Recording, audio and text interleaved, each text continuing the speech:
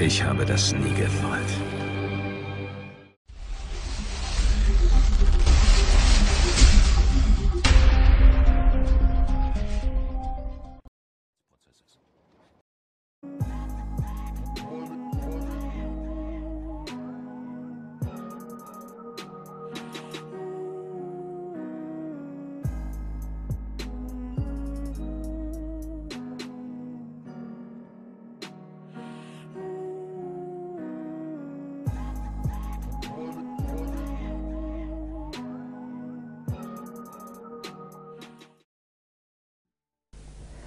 Jack McLam war der höchst dekorierte Polizist in Phoenix, Arizona.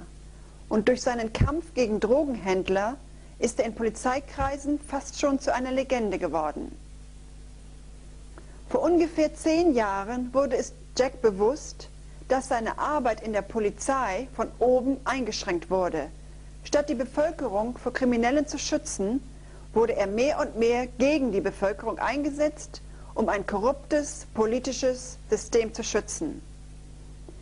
Jack McLam forschte nach und stellte fest, dass die Elite die Polizei benutzt, um Kriminelle zu schützen und politische Exekutionen auszuführen.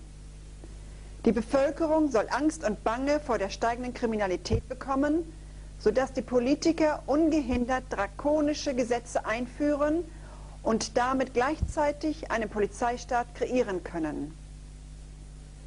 Als er dann eine innerpolizeiliche Organisation formte, um gegen die Pläne der neuen Weltordnung zu kämpfen, wurde er plötzlich zu dem am meist gefeuerten Polizisten in Amerika. Seit 10 Jahren nun fliegt Jack McLam durch die Welt und leitet Seminare, um die Zivilbevölkerung vor der neuen Weltordnung zu warnen. Let me show you that the people that sat in the Constitutional Convention and the people from Europe, internationalists at that time, that did not want any nations to be free, no nations to be free.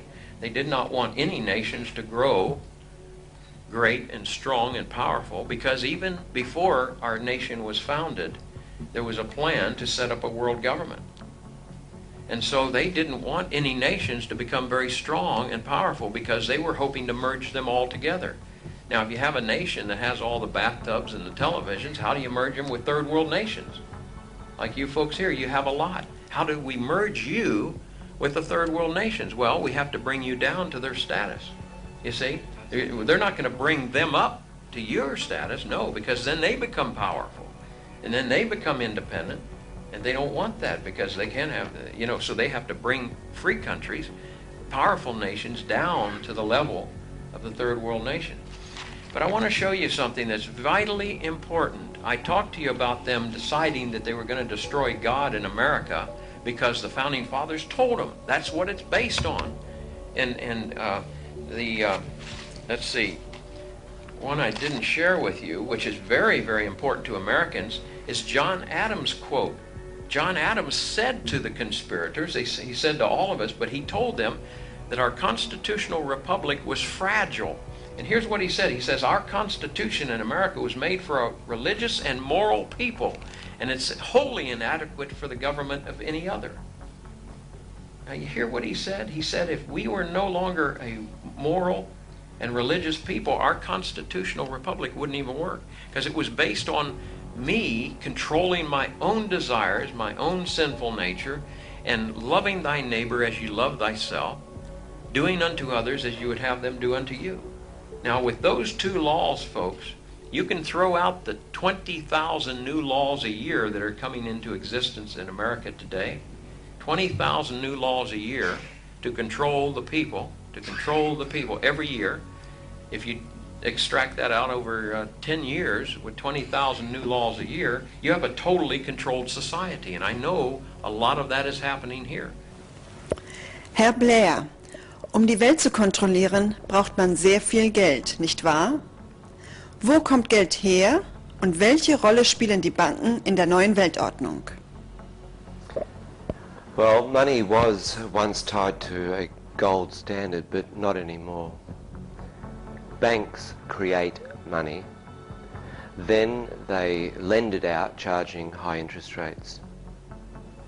Even governments must borrow from international banks, and the interest on their loans is what citizens must pay back, and it's called the foreign debt.